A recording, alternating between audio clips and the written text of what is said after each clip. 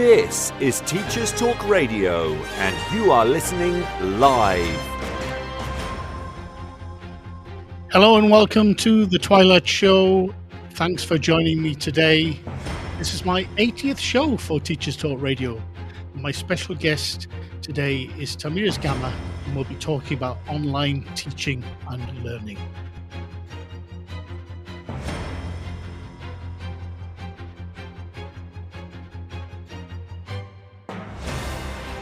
This is Teachers Talk Radio, and you are listening live. Tune in live at ttradio.org, or to join in the conversation, download the Podbean app and search Teachers Talk Radio. Follow the hashtag TTRadio. Tune in, talk it out with Teachers Talk Radio.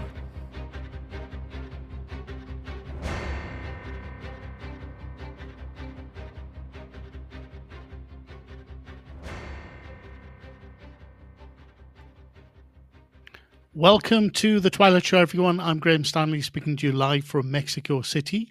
As I mentioned earlier, on today's show, I'll be talking to Tamiris Gamma about online learning and teaching, among other things. Now, Tamiris is an ELT English language teaching professional with experience as an educator, trainer, speaker, and materials writer.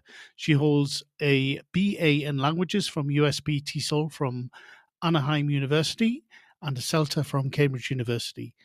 Currently, she's pursuing a postgraduate degree in online learning at PUCRS. She is active in lots of British Council initiatives, and she's also presented at international conferences such as IATEFL, LabC, and Braz TESOL, which took place very recently.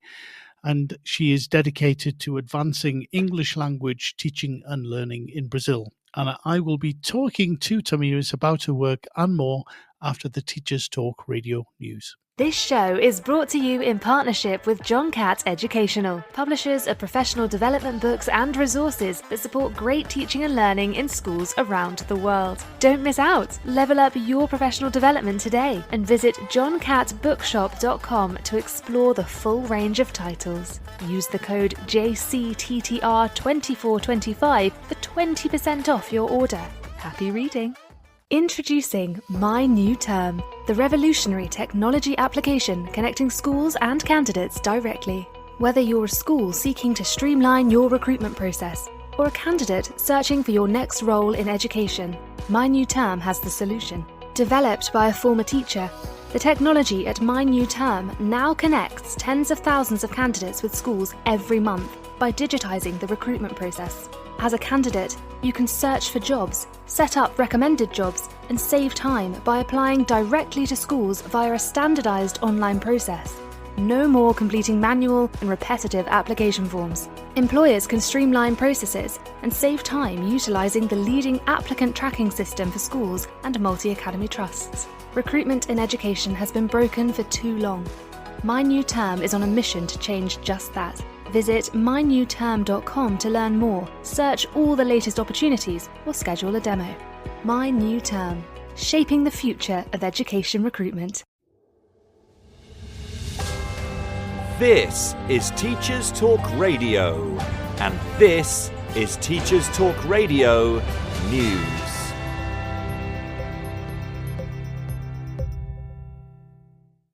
BBC News covers a delay to controversial new powers for universities and student unions to be fined for failing to uphold freedom of speech. Education Secretary Bridget Phillipson said the delay would allow time to consider whether the law, due to come into force next week, would be repealed. In the statement to Parliament, Ms Phillipson also said the regulator, the Office for Students, or OFS, should be more sharply focused on the financial stability of universities. The Higher Education Freedom of Speech Act, passed last year, said universities had a duty to secure and promote the importance of freedom of speech and academic expression. It would have allowed the OFS to fine or give sanctions to higher education providers and student unions in England. It also included a new complaint scheme for students, staff and visiting speakers, who could seek compensation if they suffer from a breach of a university's free speech obligations. A government source told the BBC the legislation would have opened the way for Holocaust deniers to be allowed on campus. Under pre-existing legislation, universities will still have a legal duty to uphold freedom of speech. 1 in 6 vapes confiscated in English schools are spiked with the drug spice, according to research, says The Guardian. Analysis from 38 schools revealed that the synthetic Class B drug, alongside ketamine and GHB, was in nearly 100 devices. The researchers said they believed the substance was being put into vapes marketed as containing cannabis oil.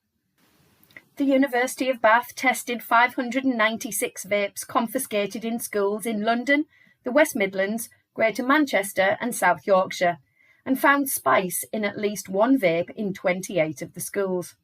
The drug, which can cause heart attacks, seizures and psychotic episodes, was found in 16.6% of vapes tested. Chris Pudney, Professor of Applied Biochemistry at the University of Bath, said he was surprised by how many vapes contained spice, as he was expecting a figure around 10 times lower. He also said the vapes were confiscated during a normal school day because vapes are not allowed, not because teachers thought they contained drugs. The tests also found that spice was predominantly added to refillable vapes rather than disposable ones. A government spokesperson said, "We are banning vapes from being advertised and being branded to appeal to children, including restricting packaging, flavours and display." The Scotsman reports that the Scottish Government could tell councils to stop building open-plan so-called super schools amid concerns they are not suitable for many children with additional support needs. Education Secretary Jenny Gilruth has ordered officials to immediately review evidence and consult partners as part of a 10-step plan to reconsider the way schools are designed. New approaches for school building projects could be trialled in projects from next year, and changes would also be made to regulations or statutory guidance for councils. The move comes after MSPs were told existing school building designs were acting as a barrier to learning, particularly for neurodivergent pupils. Full details of the story can be found online. The Guardian covers a story in Afghanistan where it is now just over 1,000 days since the Taliban declared schools only for boys, and an estimated 1.2 million teenage girls were effectively banned from secondary schools. The article describes what happened to them next as catastrophic, and includes forced and early marriage, domestic violence, suicide, drug addiction, and eradication from all aspects of public life. Last month, a report by the UN Special Rapporteur for Afghanistan assessed the situation, saying, "Denial of access to equal education is causing transgenerational disempowerment." A woman interviewed for the piece said, "It is a tragedy beyond I can express in words. Nobody is coming to help us." Finally, the BBC reports on a care leaver's long journey to qualify as a doctor. Dr. Bex Bradford was in care as a child and did not sit her first GCSE until the age of 35. Now she has graduated from the University of Bristol with a degree in medicine. Dr. Bradford was placed into care aged 12 after her father was paralysed in an accident and the family lost their home. She worked as cabin crew, personal trainer, and in sales, but always wanted to become a doctor. Aged 35, she bought revision books for GCSE and studied independently to achieve maths and science qualifications. Dr. Bradford said, "I wanted to prove that people like me do deserve good things, that they can get jobs that are fulfilling and well paid. And I hope my journey can inspire others to follow their hearts." This has been your Teachers Talk Radio News with Joe Fox. Hello and welcome back, everyone. And today we're talking about online learning and teaching. And I have with me a special guest from Brazil, Tamiris Gama. Hello, Tamiris. How are you? Hi, Graham. Hello, everyone. Great to be here with you. Well, it's just past lunchtime here in Brazil. We're facing winter, but it's not that cold. It is 25 Celsius degrees, which is kind of nice. So I'm doing pretty well. I'm pretty happy to be here. Good. Glad to hear it. I was woken up quite early today at 4:30 a.m. by a bit of a, I'm not going to call it an earthquake, a bit of a tremor. It was only Wow. 20 minutes, sorry, 20 seconds, not 20 minutes. But the paintings and wardrobe door was shaking and stuff. I was like, oh, okay, I hope this stops soon. Fortunately, it did. Oh my, oh my. So then you started your day with so much emotion. Let's say. Yes, yeah, it's just part of the thing that happens from time to time in Mexico City. We just have to live with it. But fortunately, it wasn't a big one, so it's good. Great, great. So, Tamiris, thank you so much for joining me. And I usually start by asking my guests how they became teachers. So, what was it that attracted you to the world of education? Wow, that's a great question. Well, I come from a family of teachers. Actually, my my family members, they were not teachers for private schools. They were teachers for public schools here in Brazil. And Yeah. I remember when we used to have lunch together, they used to have lunch, but they had some duties. So we used to help them to cut and then to plan lessons. So as they were all teachers, we had this kind of joint meeting after lunch, especially on Sundays, in which they would show me the activities they were planning for their students. Although they were really into preparing materials for their students, they kind of complained about the situations in schools. So I remember some of them telling me, Tammy, you should try not to become a teacher. So Oh, I guess that really? it was the opposite effect because we all know that the conditions for teachers here in Brazil, Yeah. they can be really difficult, especially with the slow payment, but then it kind of discouraged me. But I knew I had something with teaching because I was the student who learned things fast, and teachers would make me their assistants. So from an early age, I remember I was helping my colleagues to better learn or to finish tasks. So I was this kind of person. So then, when I was about to finish high school, I was feeling really lost, really lost. And then I used to have some classes with this counselor, and she helped me. But she told me, you know the answer, right? You know that you want to become a teacher, but you're trying so hard not to become one that you were trying to find excuses. I thought about joining the army. I thought about trying engineering, and I surrendered, I would say. And then then back in 2010, I decided embracing my career as a teacher because I had already began uh, giving some classes, some English classes, but Yeah. officially I started the languages university in 2011. So that's, Mhm. well, I couldn't escape from becoming a teacher. Wow, that's great to hear.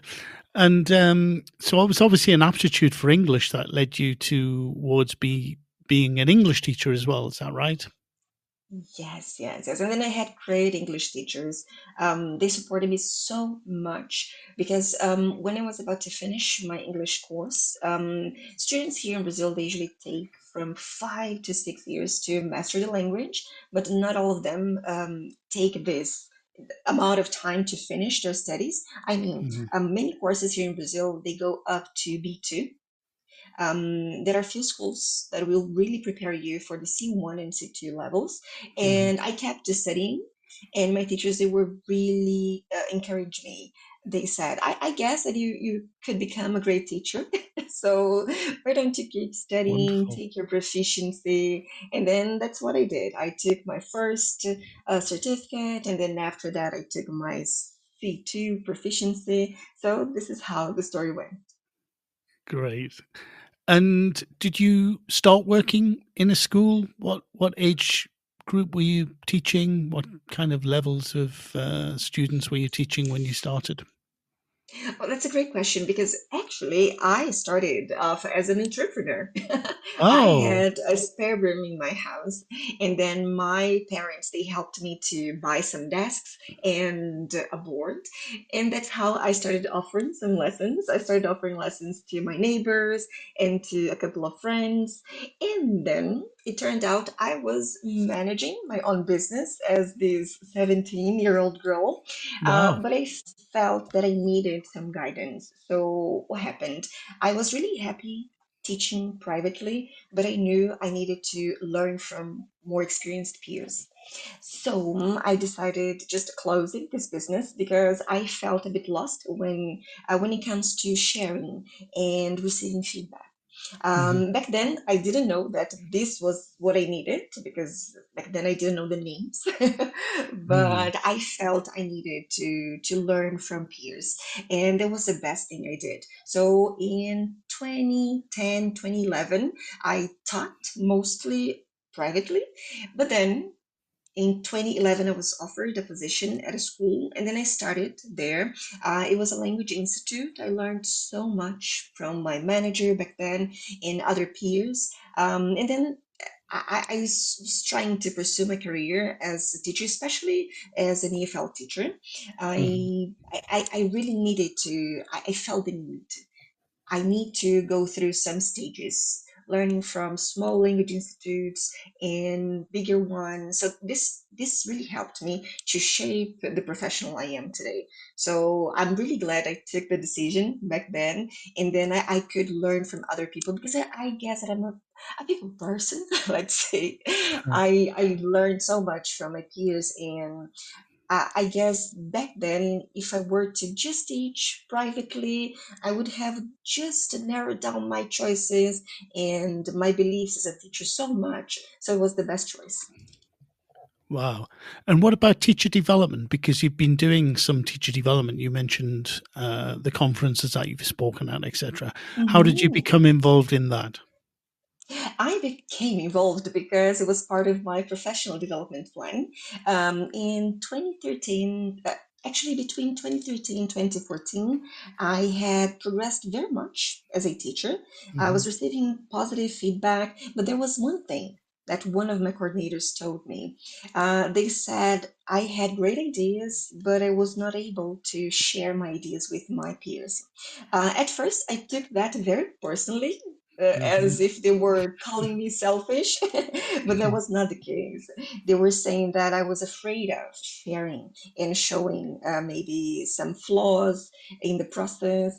And then they invited me to be more active inside my teaching community, meaning my peers.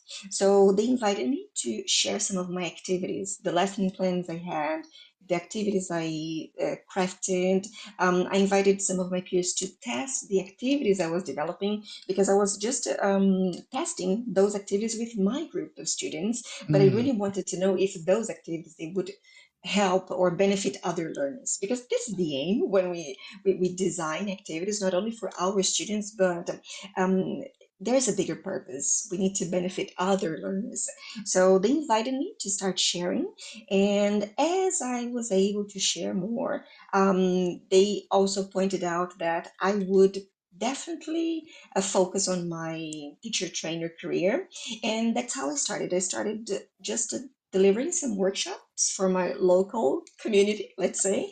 And then after that, I started participating more into Bristol initiatives. And then I started receiving more feedback. I guess that feedback from my peers and my coordinators. Took this major role of helping me to shape the way I wanted to be perceived as a trainer. Then I decided to take another step. To get more professional, let's say. Then I took the Train the Trainer in other training initiatives. I took the LPACT from British Council, the ACT, and so many others that I can't name right now. But yes. But I would say that I've been actively participating as a teacher educator since 2016 because let's say, I had trained or delivered some Yeah. training for my teachers locally. But the moment I started talking to other teachers from other cities, states, and countries, my world has completely changed. I was not just speaking from my own reality, so it was great to learn from others, teachers bringing some issues from their classes. And then I learned that I don't have the answers from all the issues that might arise, especially Hmm. online, but I can at least try to think outside my bubble, let's say. So it feels like uh, it is life changing when you start listening from other perspectives. So then Yeah. again, I guess that uh, once again, feedback and then talking to people and getting to know more people helped me to shape the person I am nowadays. Wow, fantastic. And you've recently come back from the Braz Tisol conference. Ah, I'd love to hear yes. more about that because I was supposed to go, but my passport wasn't Oh, so I've heard. didn't arrive, so I couldn't attend, which was such a shame. I was looking forward to it. Oh, it was great. Actually, the Bristol conference takes place every 2 years in person. Hmm. So we have one in-person event, and then the following year we have the online one. And we were so excited about this year's event because last year was online, but we love seeing people face to face. Yeah. So this year was also really special because I'm involved in the TDC, the Teacher Development Sync. I'm a coordinator there. So I was able to focus more on the talks connected to teaching development.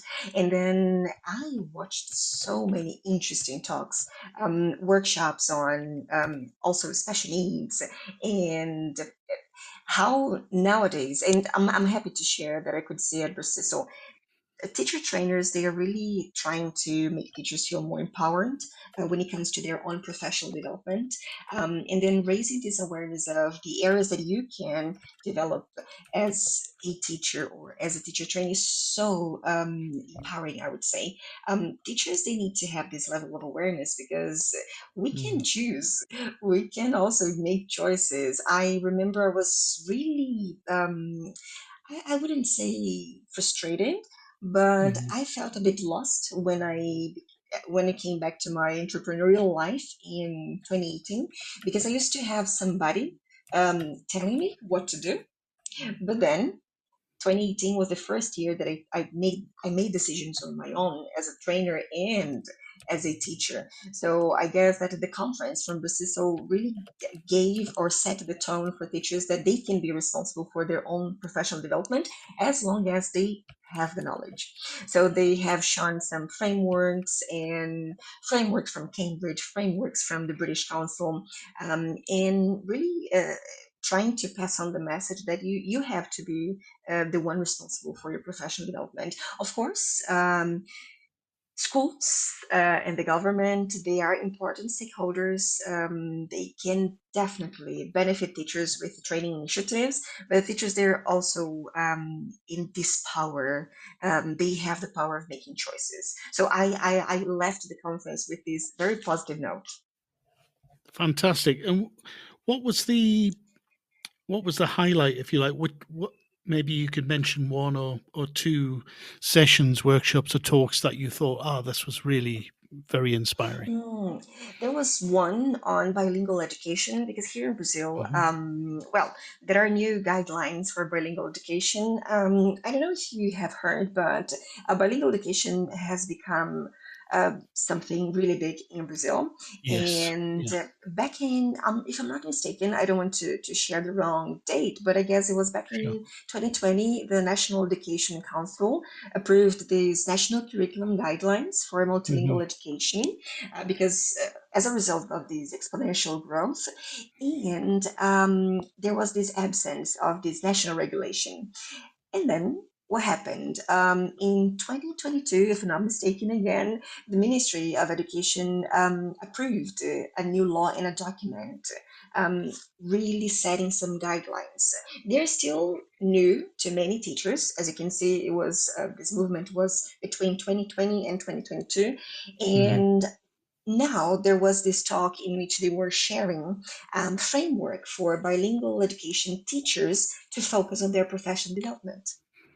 So I had the impression that okay, we are slowly getting aligned with what it means to be a bilingual education teacher, let's say, and showing people the areas that they have to improve is great because they can make their own choices. They don't have to take workshops because they are mandatory, but if they are mandatory, they can also see the areas they need to improve. So I, whenever I train teachers, I tell them that their professional development path has to be really visible and their next steps as well. Otherwise, you're going to get frustrated if you hadn't anticipated some difficulties that you would have or some areas that you should have focused before. So I left this talk, especially this one, with this bilingual education framework.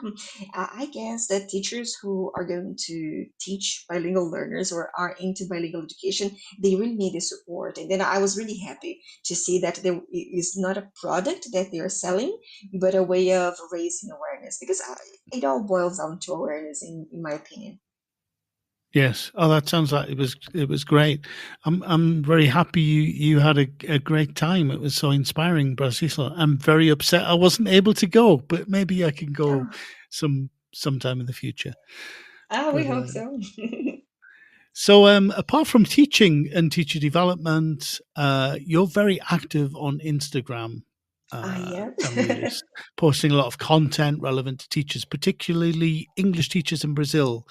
I'd love to know a little bit more about how you became involved with that aspect of your work.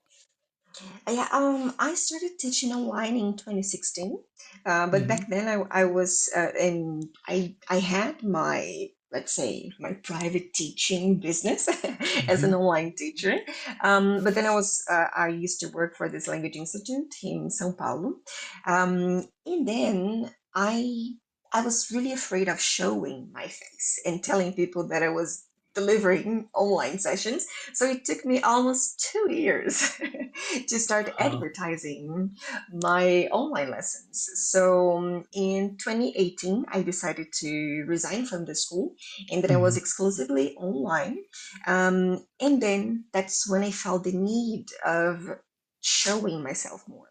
And what do I mean about showing myself? I don't want to make people feel that they need to put their faces there online in order to prospect more students.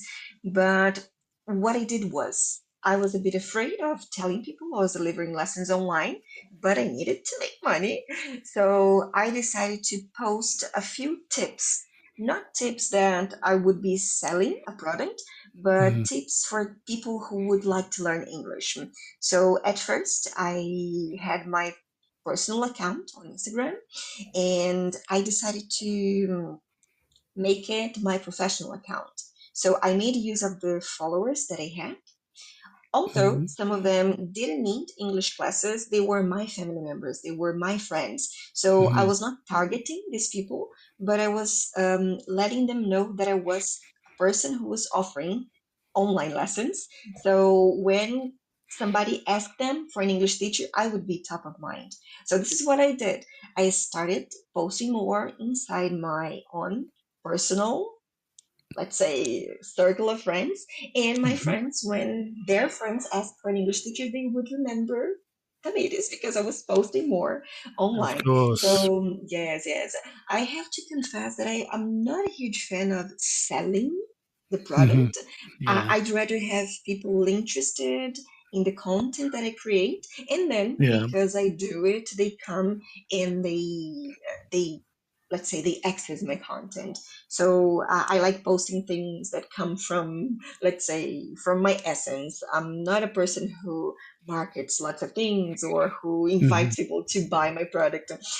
It's been working, I would say. It's been working. I don't pay any advertise. So everything that I do, the followers that I get nowadays, they're mostly organically coming to my feed. Of Yeah. course, we know nowadays we have more ways to get more people to buy our products, but I don't know. I don't feel like advertising that much. And this is, I like the idea of a slow business, a slow growth. Yes, yes. Well, I think it's really quite clever what you do, because I think you you put you're an engaging person, and it's clear that it isn't, as you said, any there is no hard sell going on there. It's just you're actually enthusiastic about sharing things with people, and I think that comes across, and that's obviously going to attract people to become students of yours, for example. I'm sure. Yeah, yes, and then Graham, actually, I guess it has to do with some beliefs I have as a teacher. I try to communicate that online. So the first three posts from my Instagram, they are about who I am as a teacher, my beliefs. I believe in education that takes place when students feel comfortable, when students they have fun, when the students they feel like they Hmm. want to to advance in the language, but they also know that I really value consistency and discipline. So I try to make that clear. So I try not to attract people who want to just this formula of learning English, which Yeah. is hard. I know it is kind of hard because we are fighting for our space online. But and then I try to make that clear, and because this is what I believe as a teacher, I guess that my posts they tend to be with this human touch, right? Yeah. Yeah. Great. So I think if we move on to online learning and teaching, which is the main topic of today's conversation, I'd like to know a little bit about how your studies are going. For example, how that has changed the way you think about what it is to teach or learn online. Yeah, and that's a great question because when I started in 2016, my main concern was the video conference platform, the one that I Hmm. would be using. If I would be using Skype or other video conferencing platforms. Back then, I only had Skype available, so it Hmm. was a bit hard to get, in good terms with it because it was not that stable. The students didn't know the dynamics of it. But then, what I noticed as an online teacher and an online educator, um, being able to deliver your lessons online takes much more than just the video conference or let's say the hardware and software that you use. A moment in my career as a trainer and a teacher was when I got to know the book from Nikki Hockley and Lindsay Oh yeah, Kleinfeld, the yeah. one about teaching online. And I guess it was the first time I got to know more about liveware, the human factor in online teaching. And since then, I guess that one of the pillars of my practice as a trainer and as a teacher, it has been focusing on liveware.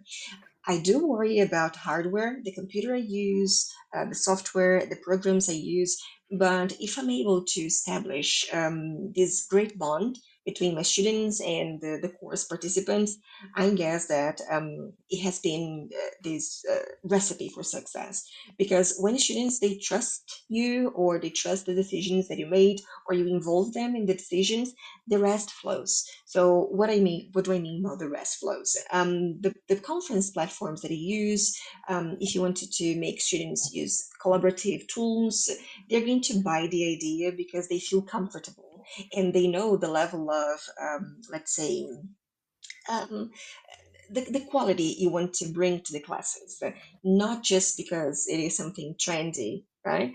So Mm. I guess that my practice as a teacher and as a trainer has been focused on liveware, and the decisions that I make nowadays they also reflect. Are these tools going to be beneficial to my learners and to myself?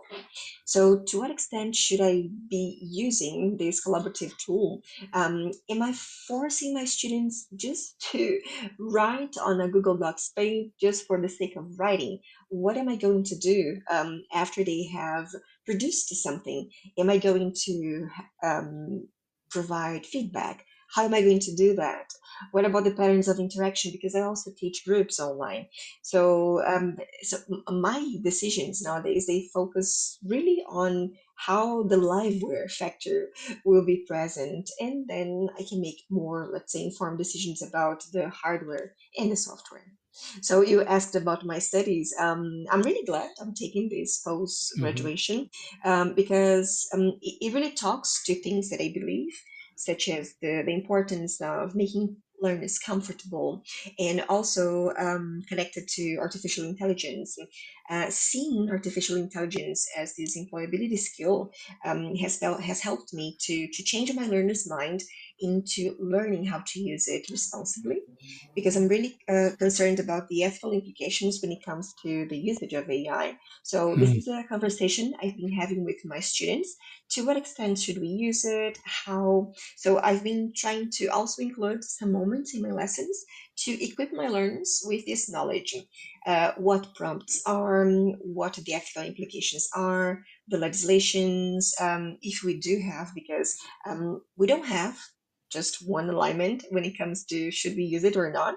But when it comes to academic writing or their day by day at work, learners they should be really responsible for the usage of AI.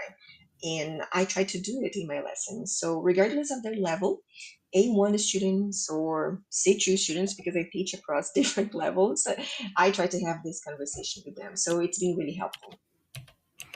Interesting. There's so much in what you've said there. I don't know where to start, but I'm going to start with the AI stuff. Mhm. What it sounds like you feel the glass is half full rather than half empty when it comes to AI and teaching and Yes. learning. Is that right?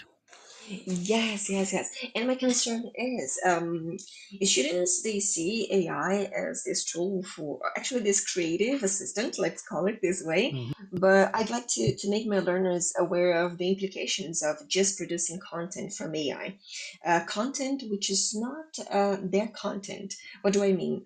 Nowadays, when I provide my learners with some AI practices, let's say, I ask them to produce their text, and Mhm. instead of just copying and pasting inside ChatGPT or Gemini, I ask them to tell me why would you use AI, and then they say I would rather use it in order to give me more clarity, to bring more clarity to my text, or to check spelling, and then I ask them, okay, so which question are you going to create? Are you going to just say correct this? Are you going to say include a provide actually rewrite implying more clarity? So I've been helping them to craft some prompts, and Mm. then they can see the changes in their texts and they can borrow expressions they found useful. So I've been trying to help them to compare their production to what AI generates, and so then they come up with a final product, which is not the one just generated by AI. I don't know if this approach is correct, but it has helped my learners to find their own voices, because AI has its own jargons. So learners sometimes they say, well, I would never say like this. I'd like to have my own voice. So I've been trying to help them to find their own voice when they use AI. Wonderful. I don't think there is a correct or incorrect approach. I don't think anybody really knows. There are a lot of opinions, and but I like your idea of encouraging students to use AI as a tool to help them do things better, to improve upon it, but not just as a replacement. I think that's Mhm. definitely where the future lies. If we're able to uh, live in tandem with AI ourselves. And I also think that that's the way people are using it anyway. So um, it's it's not very helpful just to ignore it, that it doesn't exist. Mhm. I think some teachers feel like they don't want to engage with it. They want to ban it, etc. I really don't think that reflects what the world is like nowadays. So I think your approach is a very good one. Yeah, thank you. And then I've been trying to have the same conversation with some teachers, because I'm a certificate tutor for Trinity. So they need to write assignments, or they need to become more careful about using AI for their comments, or even when I'm responsible for cohorts of teachers for the British Council, I Mhm. try to tell them, well, listen, you can use it to review your text, but we would like to hear or to read your ideas as far as possible. So we would like you to use your own words and that it reflects your opinion, not the AI's opinion. So I guess it has been an interesting exercise. So I have seen teachers who definitely use it, but I'm not going to be the one to put them on the spot. Oh, you have used it. Although we have some ways to check, such as GPT-0, but we don't know how accurate this is, right? Yeah. So we don't want to penalize teachers, but I guess that raising awareness and making them responsible for their own opinions, it is crucial. Yes. Yes. I think that's it, isn't it? It's encouraging people to use it as a tool. And some of the things you said is good, rather than as a replacement for what they would produce otherwise. Otherwise, they're not going to learn anything. They'll just Yeah. rely on it too much, and that won't help them in the future. That's true, that's true. But if I may say, Sure. what I've been doing with some of my students, as I'm really concerned about AI as this employability skill, and that Mm. students they will need to use it at work to maybe to become more productive.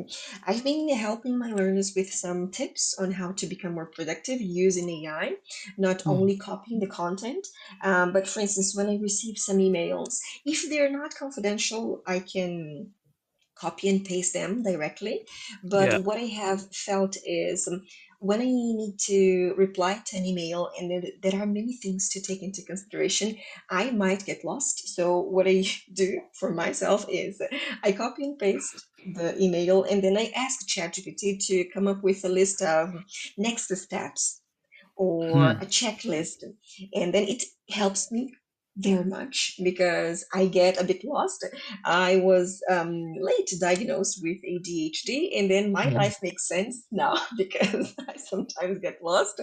So it Right. has helped me to double check if I had responded according to what they have asked me, or if I missed any important piece of information, if I had mentioned date, time, price, for instance. So it is quite helpful. And this is what I've been doing with my mom. My mom is my student, and I've been helping her with English and with the AI skills. So it's been a great experience.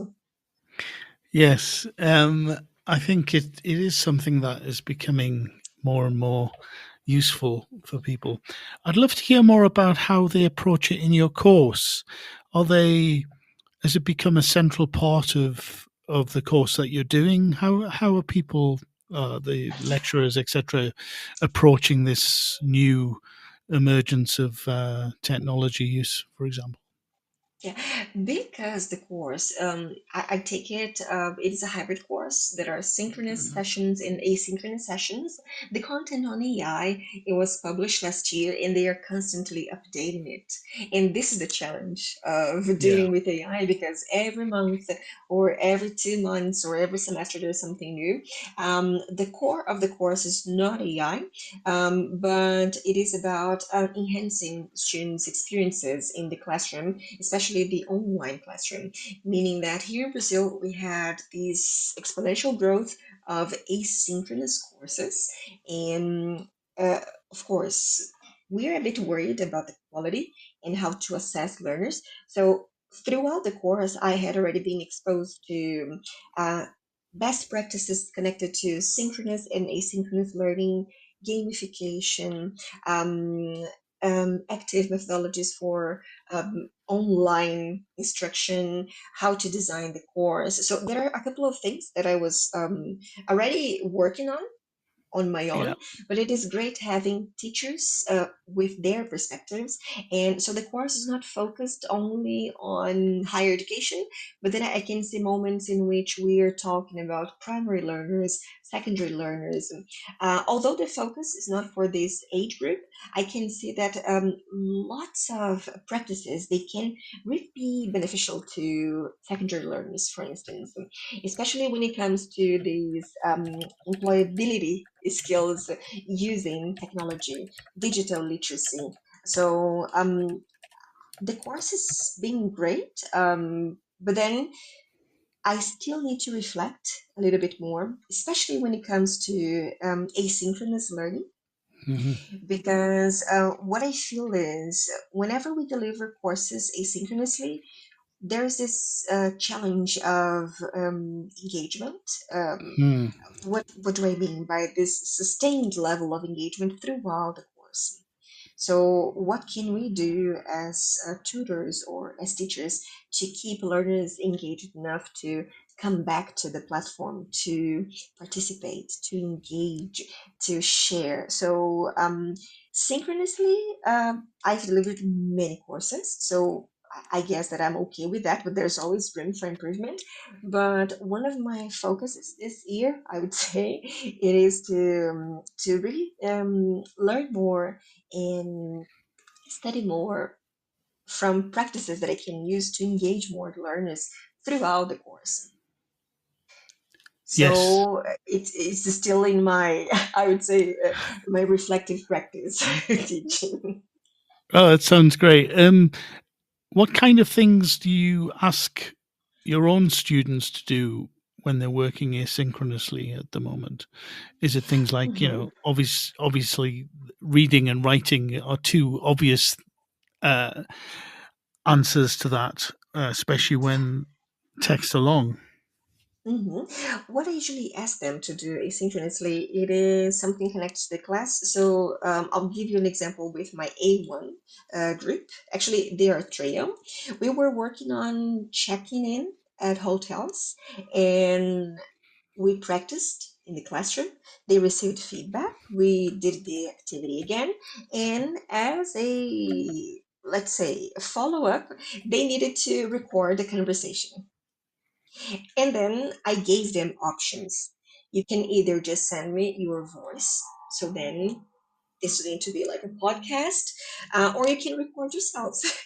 And then these students, they lived really close to each other, so they gathered one Sunday, they had lunch together, they worked on the script, and then they recorded the video. So it was really nice because I was not expecting them to be together for Mm, that moment. Yes. But then I gave them options. So if students, they didn't live so close, they could only record their voices.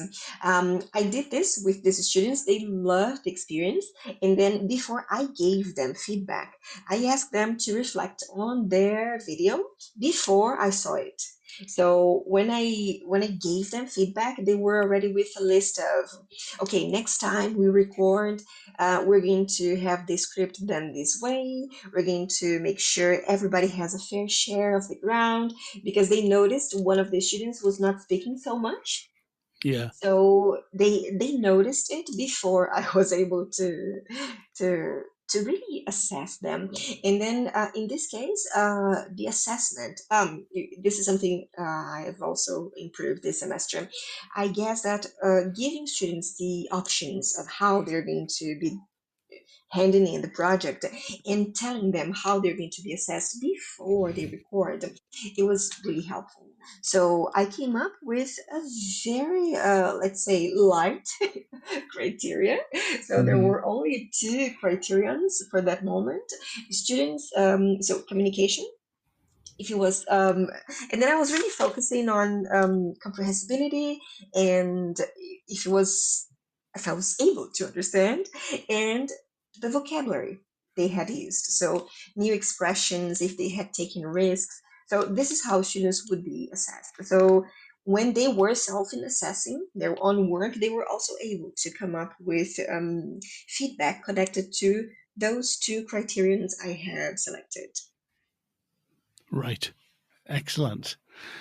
Yeah, I think it is so interesting. I think to ask students to make recordings, either video or audio, because when you ask them to do that, in my experience, I think, as it sounds like in yours as well, they prepare it in such a way that they really think carefully and practice um, in such a ways that they wouldn't do if you're just asking them to do a similar task within the classroom. They don't have the opportunity to do it.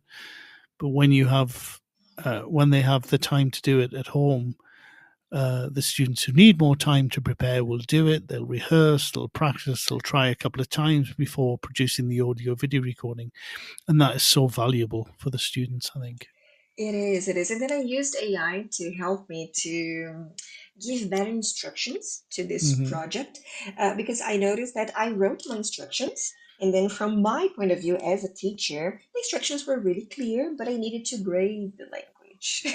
So, what I did was I had this first draft for the instructions, and then I used AI to rewrite the instructions in a clearer way, let's say, breaking the instructions into more steps.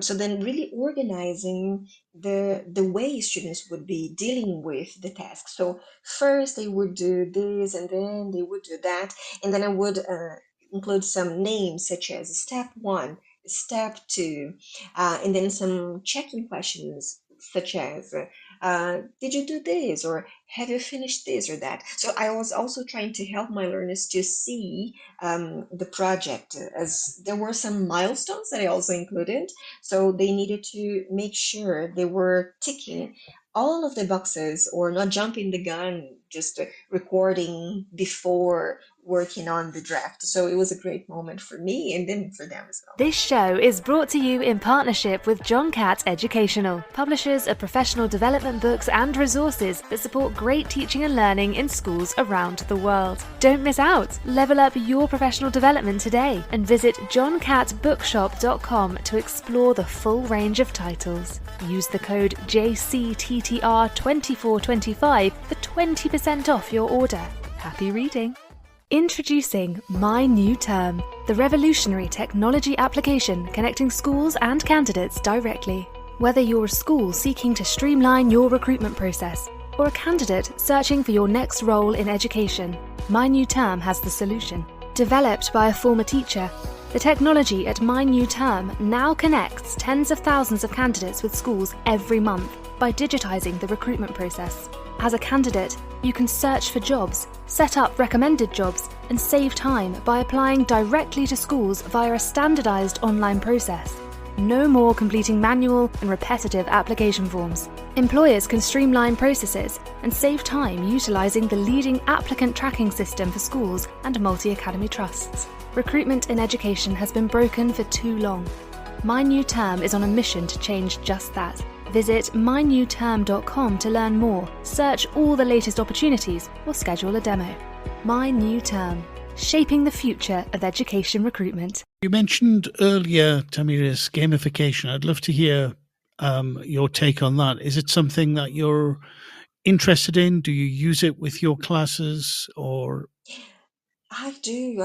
And then the first, actually, I had heard back in 2018, before I started just teaching online, exclusively online, but I hadn't had the chance to really study it until 2021. I started learning more about, and she was explaining the differences about game-based learning and gamified tasks, what we should take into account when using gamification, which is not only playing games with the students. So I believe that some teachers, they also have this idea that gamification has to do with only prizes and scores and transforming the lesson in a game. But then when I learned about some game-like tasks and tasks that can encourage the students to think more creatively, um, including a purpose for students to play the games or to focus on the experience from these gamified tasks, it changed the game. So whenever I teach, I try to include some elements of gamification, such as a storytelling moment for students to find something out by the end of the lesson, or I like using so many. I use Google Slides, so inside Google Slides, we can include some pictures and GIFs and animations. So whenever I want my to change a little bit the way that students will consume the content, I call somebody to help me. So then I have some characters in my classes. So there is Mario, and then I tell the students, you have to help this character to get through this issue or through this problem. Are you willing to accept the challenge? So then I try to use some gamification elements, such as making them accept a challenge or not. Some, let's say, those completion bars in which students can see their progress. This is also part of my routine. So they see how long the task will take. I don't like focusing on competitive games. I go more for the collaborative tasks. So if I'm teaching one-to-one students, it is, let's say, more challenging because they really want to beat the game. But if I'm teaching groups, I try to focus on the collaborative aspect of the task. So this is, I would say, it is how the dynamics of the classes they go. I try to make the lesson moment a pleasant one. And what I've noticed is most of my students are adults, and including some gamified aspects for them allow them to break their routine of this corporate world and Yeah. just thinking about the serious topics. So I also noticed some of my students, they feel a bit freer in the classes, so they allow themselves to make jokes or to feel the thrill of the competition. So I guess it is a great way for you to sometimes break students' expectations and make them feel that they're having a pleasant moment with you learning the language. Yes, exactly. That's the great thing about gamification when it's done well. I think it allows this idea of making the experience of learning the language or practicing the language a bit more fun. It doesn't have to be dry and serious. It can be fun, and having that Yes. element of cooperative cooperation or competition can always do that.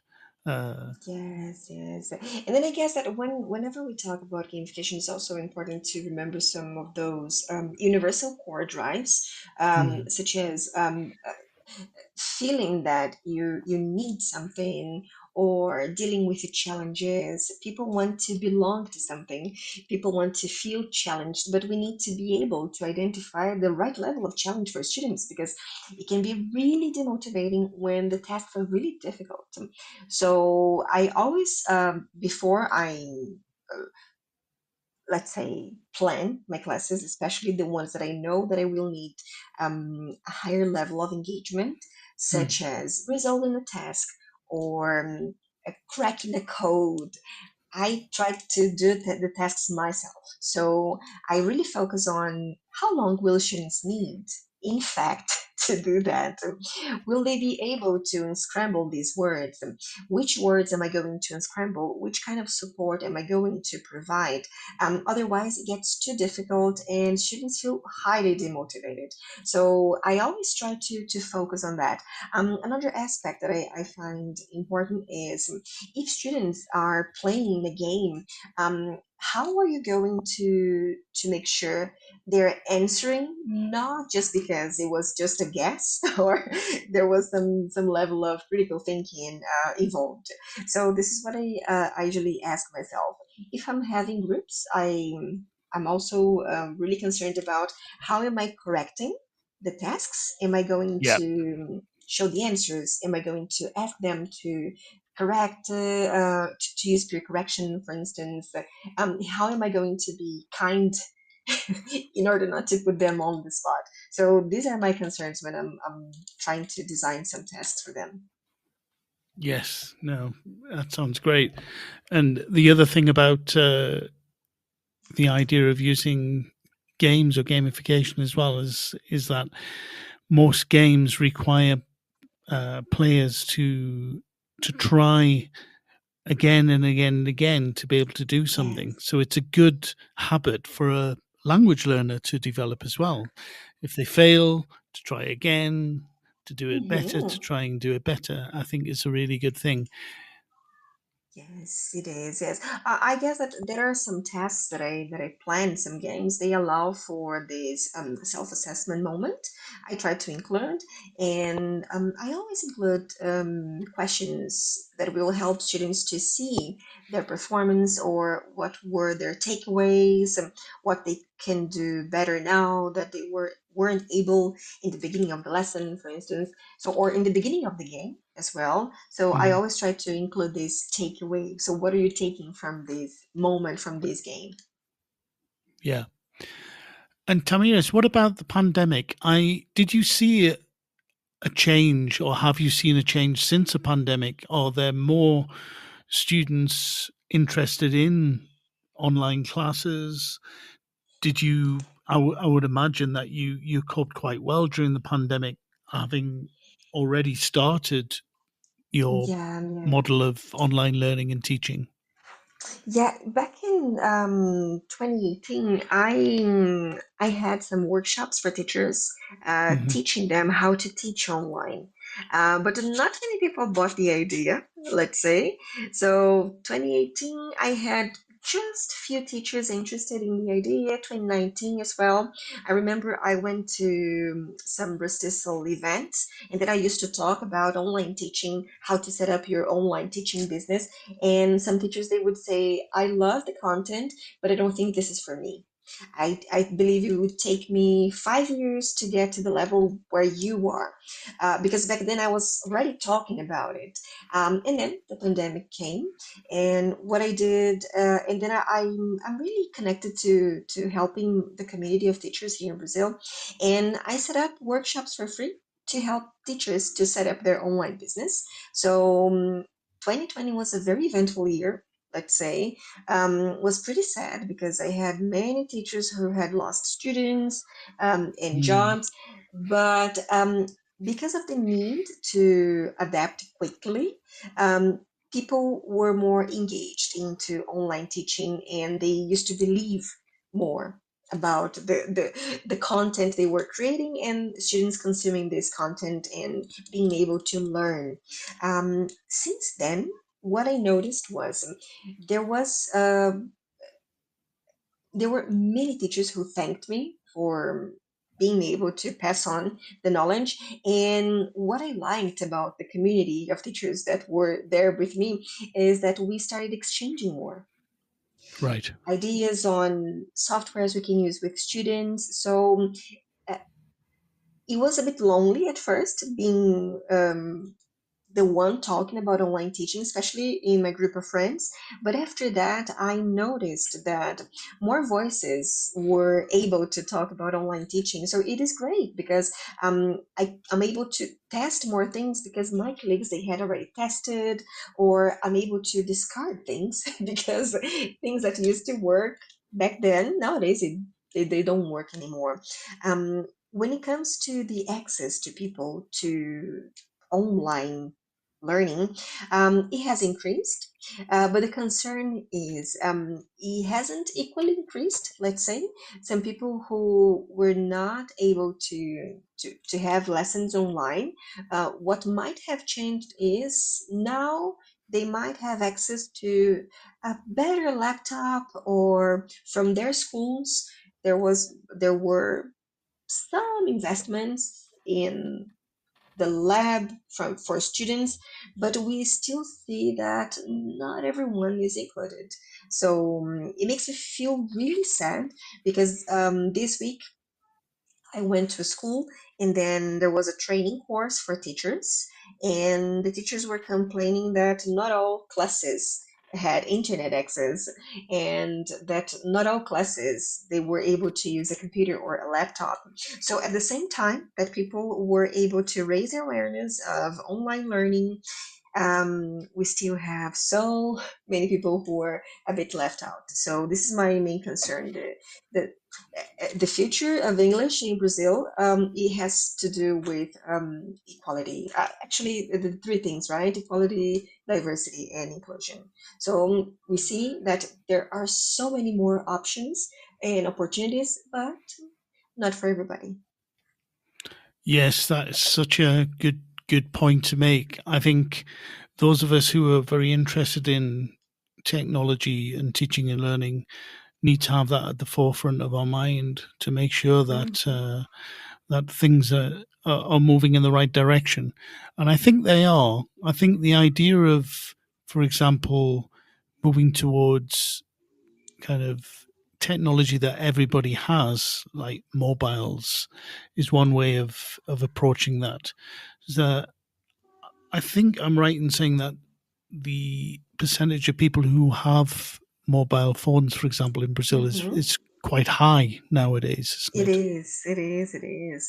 And people are way more connected to it. Hmm. And this is what I've been trying to do with some of my learners. I know that the learners that usually buy my courses Hmm. as language learners, they can afford a higher ticket. But when I train teachers for the public sector, I know that I will need to talk to them in a way that I need to take into account their internet access, their learners' Yeah. internet access. So I have to speak, I cannot just speak for myself. So although more people have purchased courses, online courses, not everyone has the same level of, let's say, literacy when it comes to technology. Yeah. Yeah. But also we need to be careful enough to be fair. So if I'm talking about an app, I need to double check if this app will be available for Android users, for iOS users, the technology people have access to. Yeah, it's that lowest common denominator thing, isn't it? To make sure that, especially as you say, if you're teaching a broad range of people and you're not quite sure what they have access to, what kind of internet access, etc., then taking that into account is so important. It is, it is. Otherwise, I being fair or offering opportunities, equal opportunities for my course participants or students, it is something really important to me. So I know it takes time, but we should be careful about just saying, oh, you should do this, use this app or that. And learn sometimes they are not going to tell you the mobile phone they have or the Hmm. internet access they have. So they feel a bit ashamed of it. So I don't want to make people feel they cannot join. Yeah. Yeah, no, it's that, isn't it? It's like, for so many people, there's a status involved in what kind of technology they have, etc. And you want to definitely avoid any kind of raising awareness of that or discussion of that or making it. Yeah, I think. Yeah, it's a fascinating subject. I think the idea of trying to give as many people access to technology as possible, especially, for example, the internet. If the pandemic showed anything, it was just how important the internet can be as for Yes. learning and for teaching when you have that kind of crisis that we had. It's become um, something that kind of universal access to being online is really important. I think it will continue to be more important. And I like there is as there are initiatives in some countries. I know one of, for example, in Cuba, where Hmm. internet access is very restricted and it's very expensive for most people, anyone to actually get online. And in education, there is one website which is owned by the government, of course, that they provide for free. So Hmm. all teachers and learners through their mobile phones have access to this platform and it doesn't cost them anything.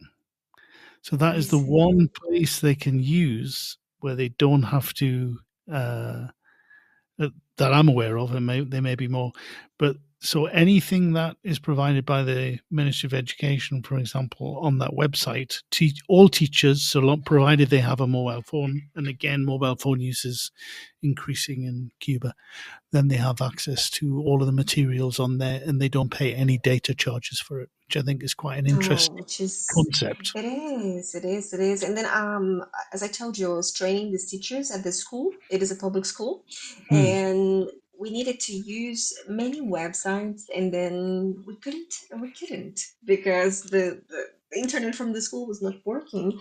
And then I could see the disappointment in the teachers' faces. It is heartbreaking to say the least. Yeah, and it's as you and I know, there are so many wonderful opportunities that for learning and all sorts of other things that you can get through having access. And then having access is the beginning of being able to have the digital literacy to be able to use it well, etc. But without the access, that's a fundamental thing, isn't it? And then you're never going to develop those skills or knowledge about how best to do that. And so much now, um, there's so much information, knowledge, and learning available to those of us who have the internet. It's become almost like it should be a universal right, in the Yes, way that yes. other things are. Yeah, and then just to comment on the access, I was fortunate enough to listen to Mina Patel last Monday for Oh another yes. event. Yes, and then she was really talking about the difference between digital literacy and technological literacy. And then it got me thinking because what about these teachers? How technological are they? Um, are they aware of how to set up technology in order to develop a digital literacy? So her quote got me thinking. Um, how am I going to support these teachers into developing their own technological literacy? So for sure, this is something that I'm also taking for this semester's practices as my reflective practice as a teacher. So, what distinction did Mina make between technological literacy and digital literacy? Yeah, I we can were imagine, but I'd talking. love to hear Yeah, what she said. no, and then she got the audience really engaged in the conversation because we usually jump into digital literacy, being able to use this or that or making decisions, but she was talking about a step before. Um, Technology plays this major role in our day by day, but how much do I know about this technology?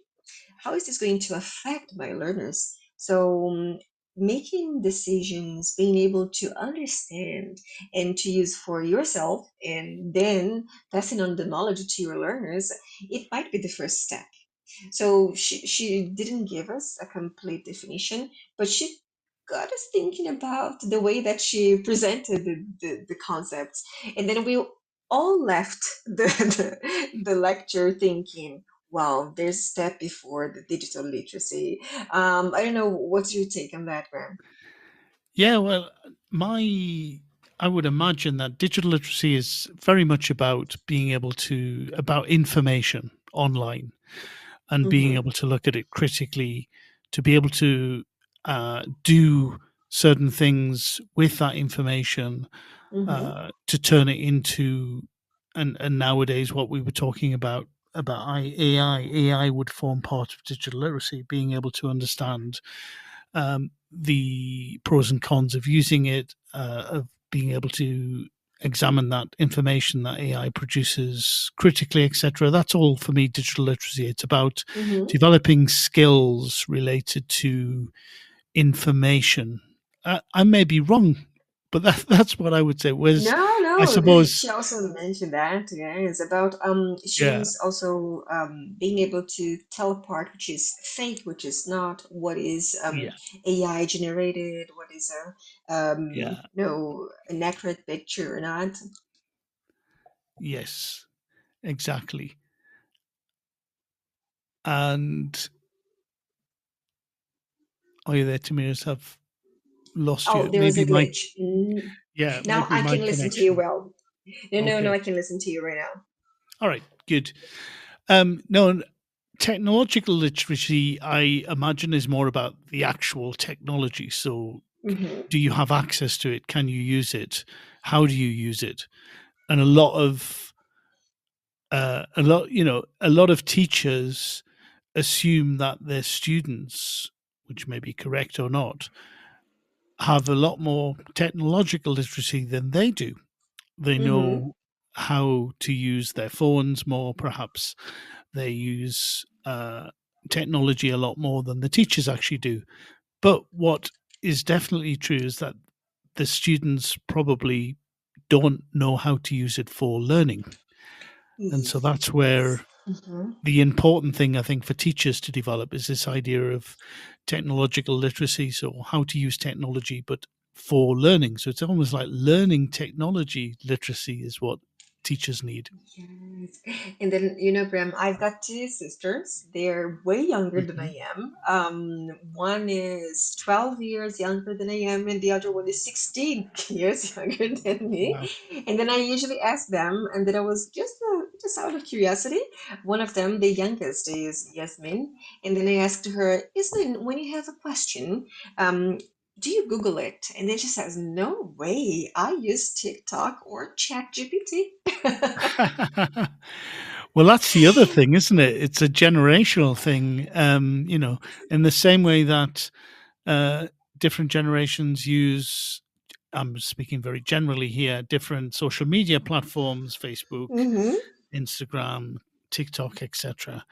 Um, the same is true of how people approach finding out information, as you say. Look on TikTok to find out.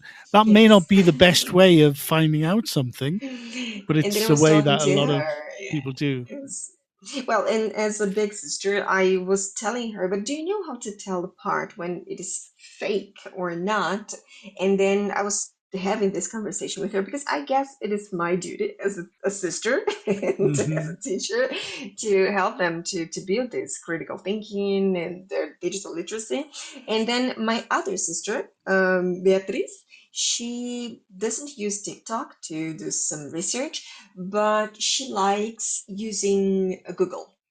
She's a Right. Google girl. She told me she likes using it. And then she's slowly getting to know more how to use ChatGPT because I was really shocked when she told me that she didn't know how to use that.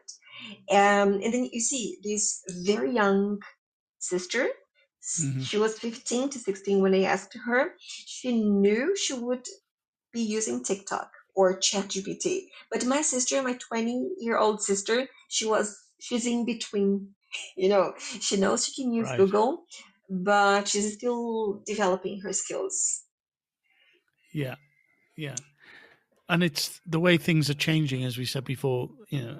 Every every few months now there are new ways of doing things. Just keeping up with AI is is a challenge for anyone. It is. And there was a British Council report last year. I think it was Yes, December, if I'm that's not right. mistaken.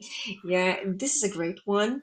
And one thing that got my attention was there are many new apps and websites, but there hasn't been much peer review and more data on how beneficial these apps are for learners. So this is my concern. So every month there is Yeah. a new app either for teachers or students, but how reliable are they? So I guess that we still need Yeah. to be really careful about choosing. Yeah. We're in a moment where it's not possible to get the research or the peer reviews, etc., of papers about usage, etc., because it's all just so much in there's so much in flux. It reminds me of when Twitter first appeared, Mm, and there was a kind of explosion in uh, amongst language teachers and learners about how to yeah. use that.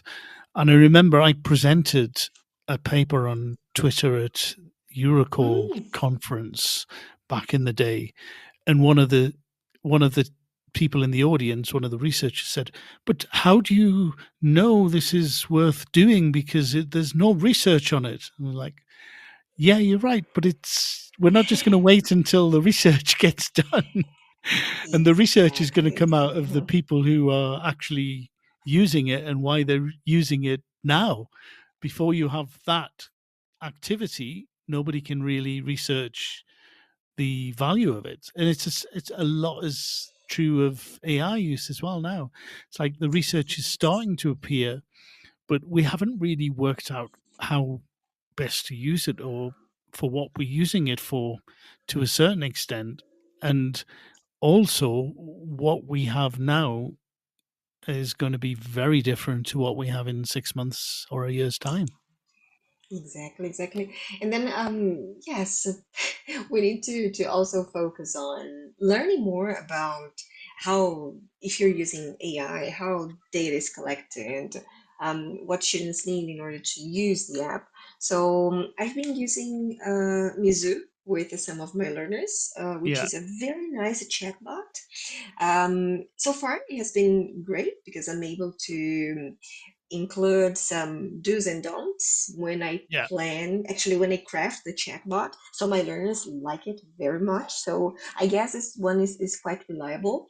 So this is the one that if you ask me, oh, tell me, have you been using any chatbot that you would recommend? Definitely Mizu can be a nice one. What was the name of that? Sorry, Yazoo.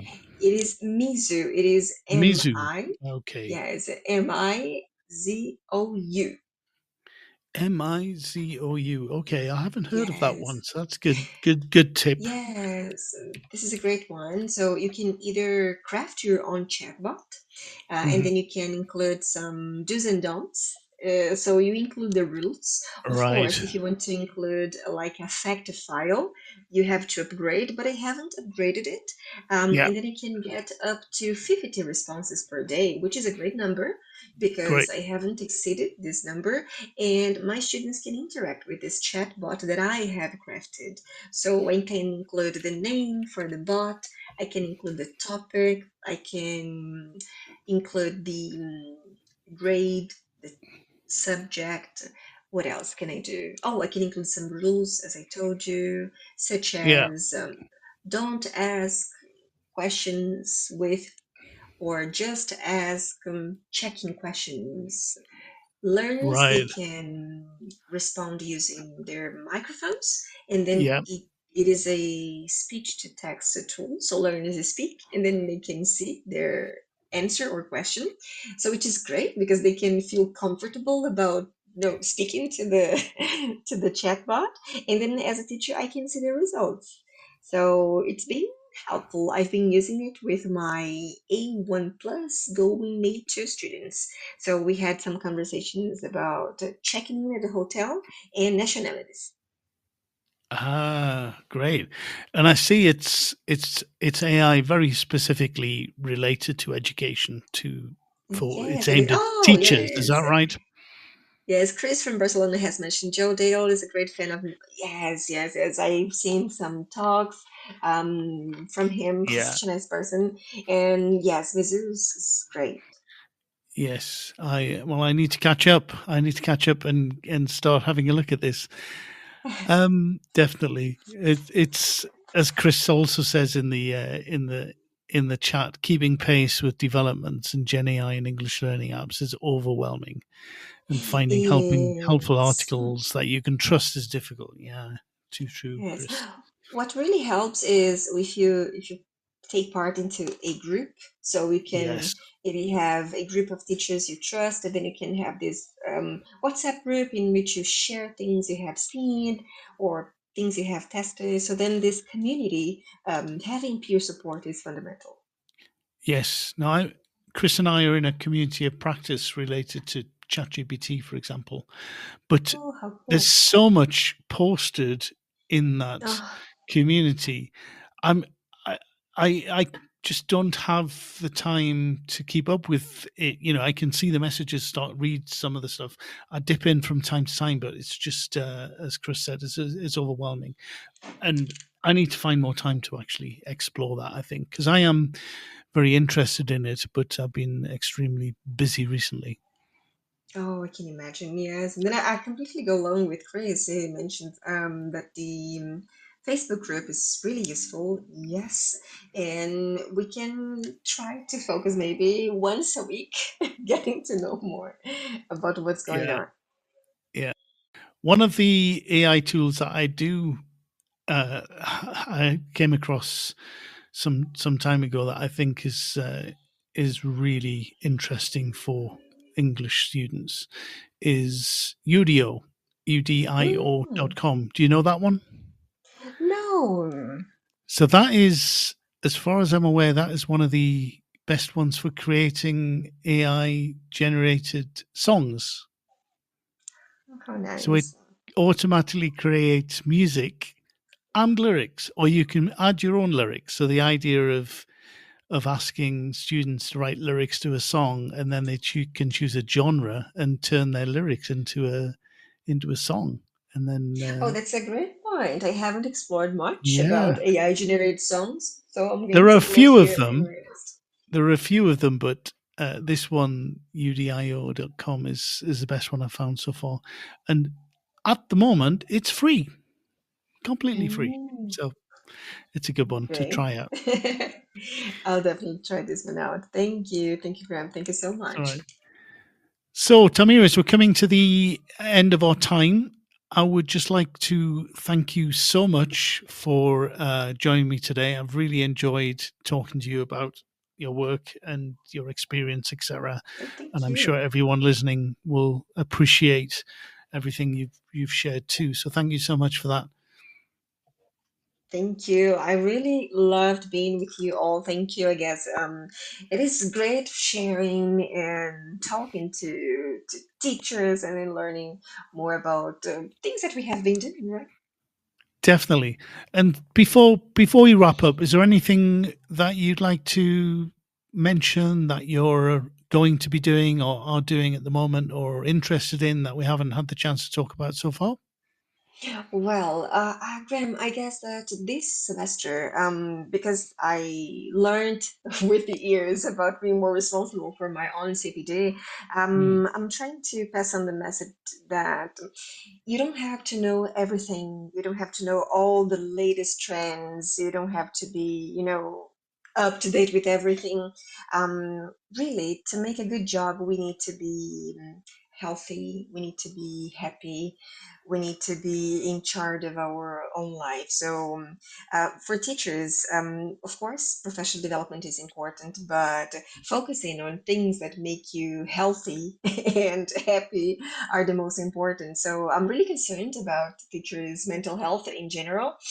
yeah. So this semester, I'm trying to slow down a bit, I would say, because I do many things, but I'm really trying to have more of a quality time with the people that I train and the people that I teach. Yes, that's very good advice, isn't it? I think, we've already talked about being overwhelmed by things like these new developments, etc. And I think even if you want to really keep up and think, you have to keep in mind that you need to look after yourself, and you can't be everywhere and know everything, particularly Yes. these days. So that's very good advice. My pleasure to share something with you today. Yes, definitely. Well, thank you very much for that, Tamiris, and enjoy the rest of your weekend. Oh, thank you. Thank you all. Thank you so much. See you pretty soon. Thanks a lot. Bye bye. This show is brought to you in partnership with John Catt Educational, publishers of professional development books and resources that support great teaching and learning in schools around the world. Don't miss out. Level up your professional development today and visit johncattbookshop.com to explore the full range of titles. Use the code JCTTR2425 for 20% off your order. Happy reading. Introducing My New Term, the revolutionary technology application connecting schools and candidates directly. Whether you're a school seeking to streamline your recruitment process or a candidate searching for your next role in education, My New Term has the solution. Developed by a former teacher, the technology at My New Term now connects tens of thousands of candidates with schools every month, by digitising the recruitment process. As a candidate, you can search for jobs, set up recommended jobs, and save time by applying directly to schools via a standardised online process. No more completing manual and repetitive application forms. Employers can streamline processes and save time utilising the leading applicant tracking system for schools and multi-academy trusts. Recruitment in education has been broken for too long. My New Term is on a mission to change just that. Visit mynewterm.com to learn more, search all the latest opportunities, or schedule a demo. My New Term, shaping the future of education recruitment. And so that brings us to the end of today's Twilight Show. Many thanks to today's special guest, Tamiris Gama, for joining me to talk about online learning and teaching, which I really enjoyed. And to all of the people who joined us live, to Chris Fry in Barcelona. Hi, Chris. Thanks for joining us again. Elijah, Joe, Nadia, Hardy, Paul, Manas, and some others who popped in and out. And thank you also, of course, to everyone listening back to the recording. That is also much appreciated. And so that's it from me. There are Teachers Talk radio shows all week on all manner of interesting topics, so please listen in live or back to the recordings. I will be taking a break for the next 3 weeks, and I will be back towards the end of August, and I hope you will join me then for another Teachers Talk Radio Twilight show on Saturday. Bye for now.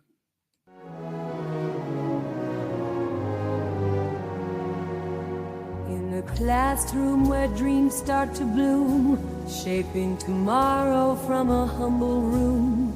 With every question and every clue, they light the fire of curiosity's view. From chalk to talk and lessons anew, they build the path for dreams to walk through. Gave us knowledge for your future, open doors wide, shared wisdom and care, just to be your guide to what came to find you the way that I do. Gee, student, ain't that good for you?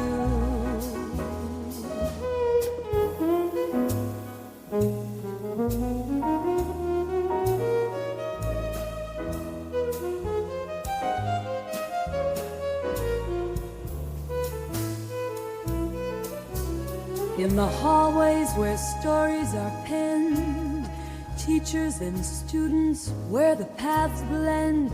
With every failure and each success, they lift you up, help you do your best. From books to looks and moments you've missed, they show you the world with a caring twist. With every story where greed missed tensions made where he's all the lust.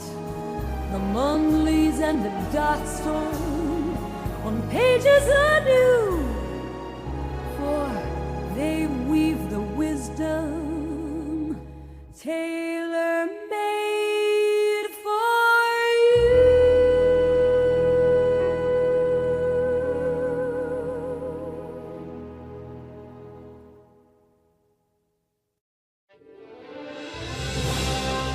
You've been listening to Teachers Talk Radio. Tune in live and listen back at ttradio.org. We look forward to hearing from you next time on Teachers Talk Radio.